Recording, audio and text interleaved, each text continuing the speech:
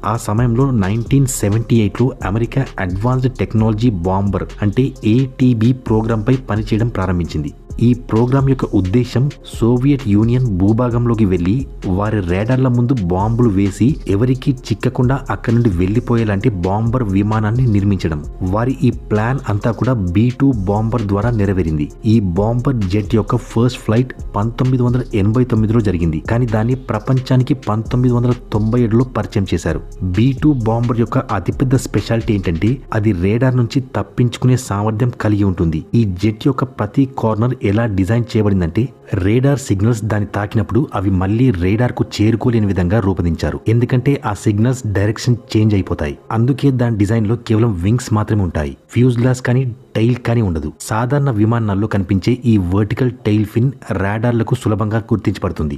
Air defence సిస్టంలోని radars పెద్ద network లో ఒకదానికొకటి కనెక్ట్ అయి ఉంటాయి. అలా కనెక్ట్ అయి అవి ఆకాశంలో ప్రతి మూల కూడా సిగ్నల్స్ పంపించగలుగుతాయి. ఈ సిగ్నల్స్ నార్మల్ గా ఎయిర్ క్రాఫ్ట్ బాడీని తగ్గి రిఫ్లెక్ట్ అయి రేడార్ కి తిరిగి వస్తాయి. అలా వాటి లొకేషన్ రేడార్ లో రికార్డ్ అవుతుంది. ముఖ్యంగా టైల్ ఫిన్ ను ఈ రేడార్ సిగ్నల్స్ నుంచి దూరం ఉంచడం అసాధ్యం. ఎందుకంటే ఇది సైడ్ నుండి చూసినప్పుడు రేడార్ కి ఒక మిర్రర్ లాగా పనిచేస్తుంది. కానీ B-2 speed bomber body design ఎలా తయారు చేశారంటే దానిపై రేడార్ సిగ్నల్స్ పడ్డా కూడా అది మళ్లీ రిఫ్లెక్ట్ కాకుండా వేరే వైపుకు వెళ్లిపోతుంది. అందుకే ఈ విమానంలో టైల్ అనేది ఉండదు.